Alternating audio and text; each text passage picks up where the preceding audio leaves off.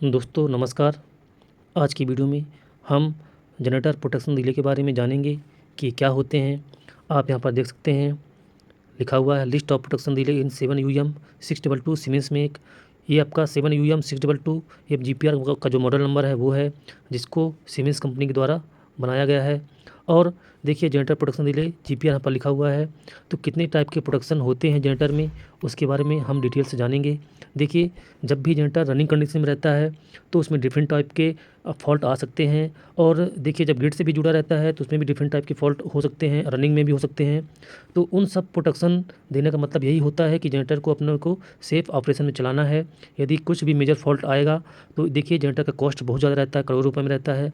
तो यदि इसमें कुछ भी यदि वाइंडिंग को शॉर्ट होगा या फिर वाइंडिंग जल जाएगा, कुछ भी होगा तो देखिए प्लांट का भी प्रॉब्लम होगा और देखिए लॉसेस बहुत ज़्यादा होते हैं इसमें।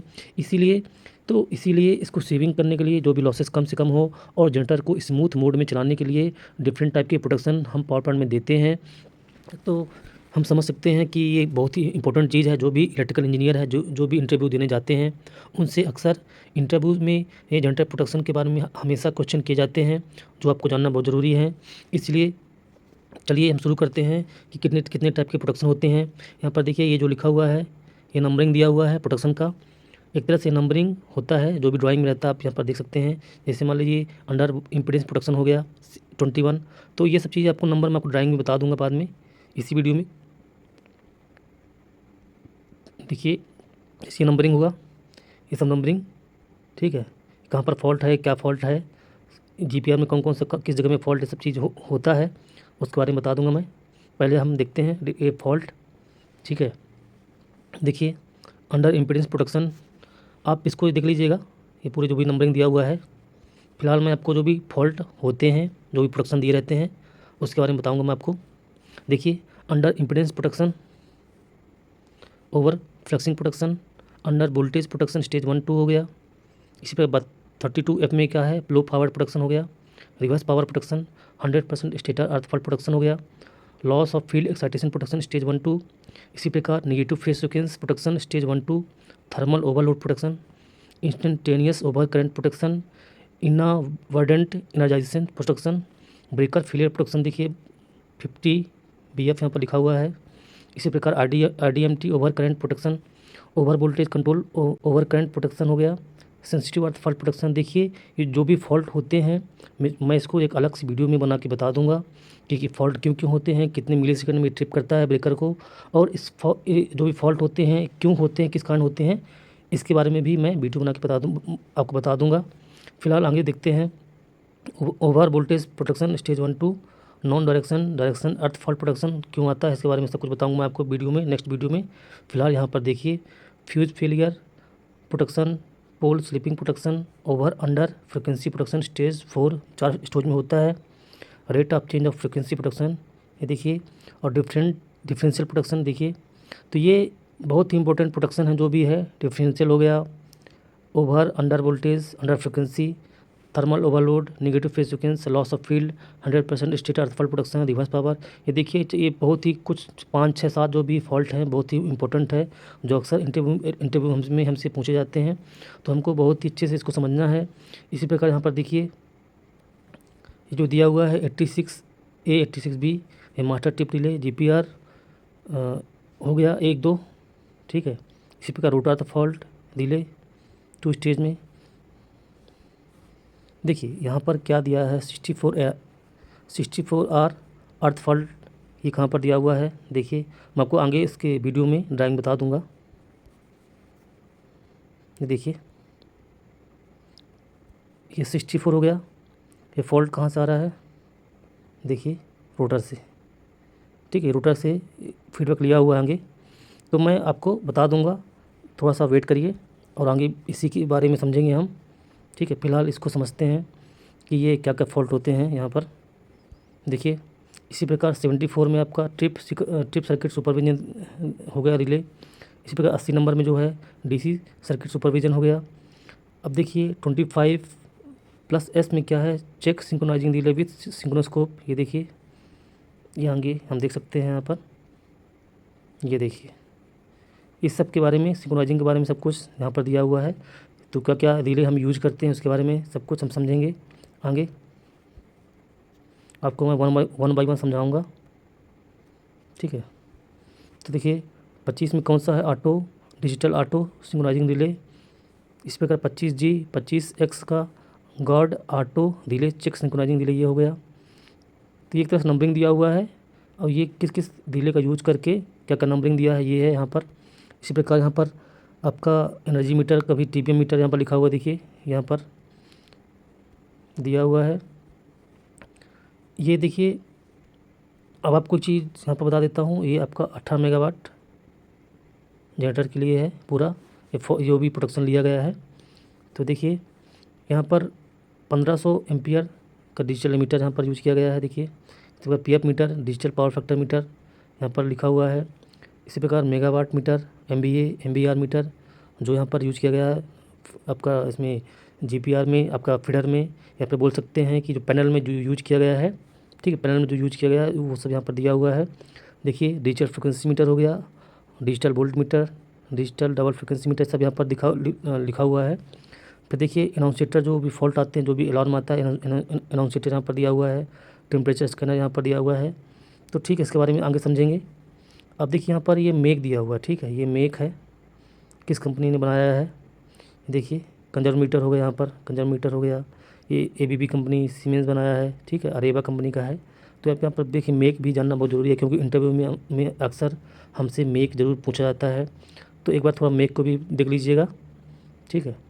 और अब आगे देखते हैं क्या है कि देखिए ये जो दिया है एक तरह से ये सिंबल दिया है, इलेक्ट्रिकल सिंबल बहुत ही ज़रूरी है जानना। तो आप इनको समझ लीजिएगा, देख लीजिएगा कि लाइटिंग रजिस्टर का सिंबल क्या होता है, एनर्जी मीटर का सिंबल कैसे बनता है, चार्जिंग फ्यूज का सिंबल कैसे होता है। इसी प्रकार देखिए NGR का सिंबल ऐसे होता है, ट्रांसड्यूसर का जो होता है सिंबल ऐसे होता है, जनरेटर प्रोटेक्शन रिले लिखा हुआ है, ये रजिस्टर हो गया, कैपेसिटर हो गया, ट्रांसफार्मर हो गया। तो सिंबल यहाँ पर दिया हुआ है, सिंबल है, ठीक है। तो सिंबल आप इसको देख लीजिएगा, क्योंकि जब भी ड्राइंग पढ़ना है तो हमको ये चीज़ जानना ज़रूरी रहता है। थोड़ा सा इसके बारे में देख लीजिएगा, ये आपका जो लिखा हुआ है रिलेइंग के बारे में। dF/dt का मतलब क्या होता है, rate of change of frequency. dF/dt देखिए P का मतलब क्या है, एक्टिव पावर, Q का रिएक्टिव पावर, OVF का मतलब क्या, over frequency, LBB local breaker backup relay, ये सब लिखा हुआ है। जनरेटर हो गया। तो ये देखिए नंबरिंग रहता है जो आपका पैनल में फीडर में दिया रहता है। टरबाइन का हो गया, अंडर फ्रिक्वेंसी U/F, ओवर आपका वोल्टेज रिस्टैंड, ठीक है, ये लाइन फीडर, ये सब चीज़ थोड़ा सा जरूरी है, देख लीजिएगा। इस प्रकार यहाँ पर दिया हुआ है active power, reactive power, frequency, exciter, diode. तो ये देखिए ये सब AVR में यूज होते हैं ये सब चीज़ें, ठीक है। तो आप इसको देख लीजिएगा। और जो सबसे इम्पोर्टेंट चीज़ है मैं उसको बताने जा रहा हूँ आपको मैं। देखिए ये है ड्राइंग, मेन ड्राइंग जो आपको समझना है जनरेटर का। जनरेटर का जो मेन ड्राइंग है ये देखिए, जनरेटर है 18 मेगावाट का जनरेटर है, 11 kV। ये देखिए यहाँ पर लिखा हुआ है 1181 एम्पियर, 0.5 0.8 PF, 4 पोल सिंक्रोनाइज जनरेटर यहाँ पर देखिए लिखा हुआ है। तो ये ज़रूरी है पढ़ना, ठीक है। अब देखिए ये रोटर हो गया, एक्साइटर हो गया, PMG हुआ। और जब भी अपन ऊपर देखेंगे, ऊपर जाएंगे, ये देखिए ये CT लगा हुआ है, ये CT लगा हुआ है, ठीक है। ये आपका 3 फेज जो है ना, 3 फेज है, ठीक है, 3 फेज है। तो इस हिसाब से CT यहाँ पर लगा हुआ है। ये जो जनरेटर सर्किट ब्रेकर हो, एक तरह ब्रेकर ST ब्रेकर है ये इसका कितने रेटिंग 1600 एम्पियर का ब्रेकर है, ब्रेकर 1600 एम्पियर का ब्रेकर है, यहाँ पर लिखा हुआ है। अब यहाँ पर देखिए LAPT lighting register surge capacitor % यहाँ पर दिया गया है। ये PT का मतलब क्या है, 11/√3। देखिए यहाँ पर PT है, सेकेंडरी 110 होके जा रहा है। तो देखिए ये एक तरह से मीटरिंग और प्रोटेक्शन के लिए इसको PT का यूज किया जाता है अपना GPR में, ठीक है। यहाँ पर देखिए लिखा हुआ है। तो देखिए CT का देखिए यहाँ पर लिखा हुआ है मीटरिंग के लिए, ठीक है। इसी प्रकार PT का जो हम लोग यूज़ करते हैं प्रोडक्शन के लिए, यहाँ पर प्रोडक्शन का यूज़ किया जाता है। तो देखिए सेकेंडरी जो आपको जा रहा है, देखिए ये GPR फर्स्ट होगा, GPR 2 हो गया, मीटरिंग हो गया। तो ये देखिए सिंक्रोनाइजिंग हो गया, AVR हो गया। ठीक है, तो इसका वन बाय वन आपको बताऊँगा कि कैसे यहाँ पर इसका फीडबैक लिया गया है।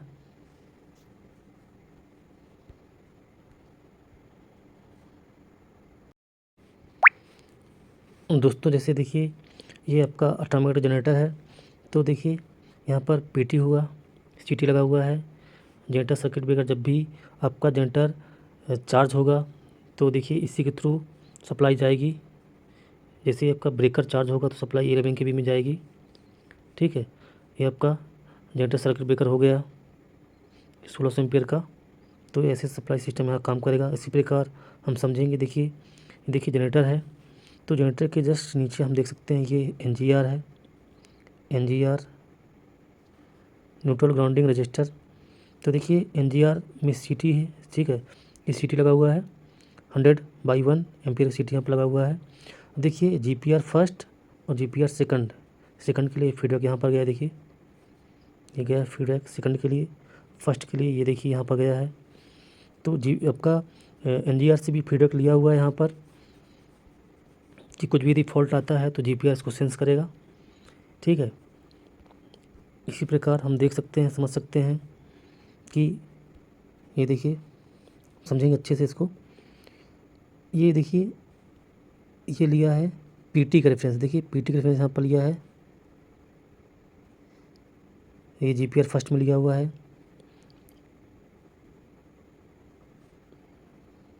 ये लिया हुआ देखिए।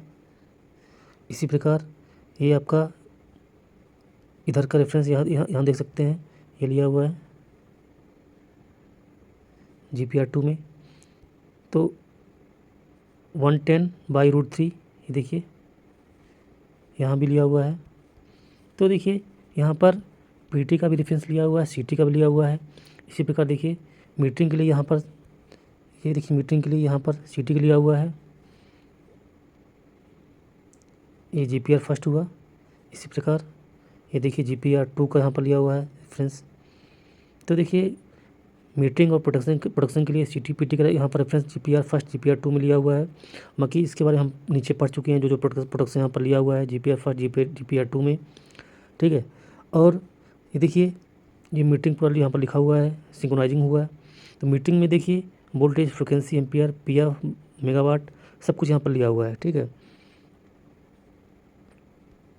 फिर देखिए सिंक्रोनाइजिंग में क्या क्या लिया हुआ है। देखिए सिंक्रोनाइजिंग में क्या क्या लिया हुआ है। देखिए ये ग्रिड का है, ग्रिड का PT का रेफरेंस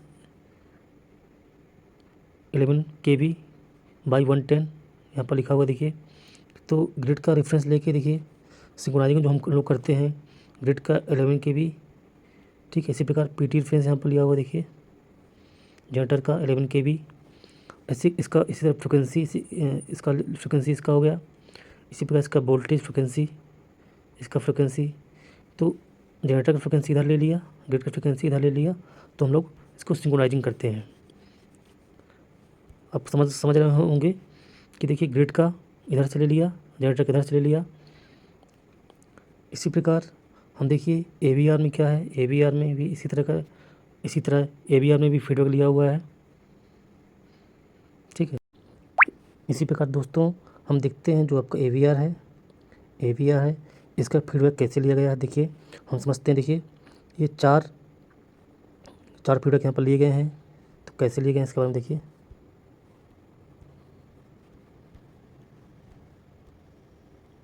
ये देखिए एक PMG का लिया गया है, एक गया है एक्साइटर का।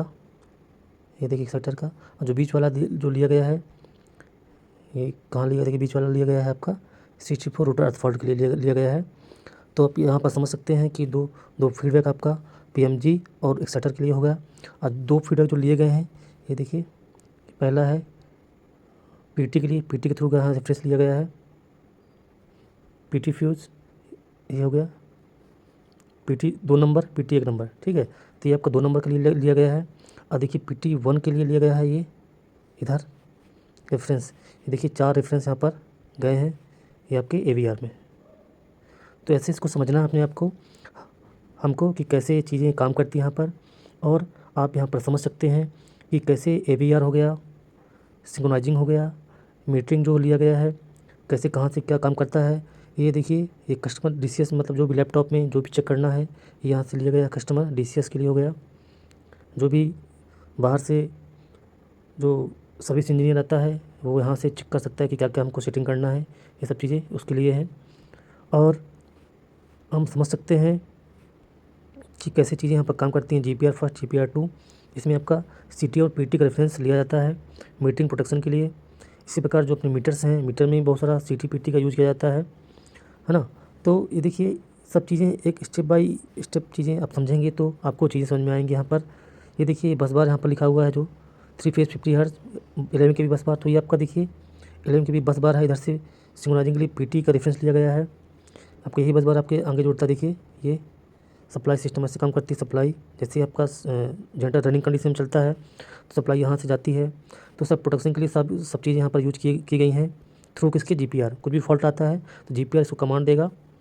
जो भी फॉल्ट यहाँ पर जो भी आपका रिले वगैरह लगे हैं, रिले में कमांड जाएगा, ठीक है। सीधे आपका यहाँ पर रिले यहाँ पर इसको ट्रिप कर देगा। तो ये चीज़ें इससे यहाँ पर ट्रिप हो जाएंगी। ये ब्रेकर ट्रिप कर देगा जब भी जो भी फॉल्ट आएगा, मेजर फॉल्ट जो भी फॉल्ट यहाँ पर आता है जनरेटर में। तो सब चीज़ें एक दूसरे से जुड़ी हुई हैं, तो आपको ऐसे समझना है।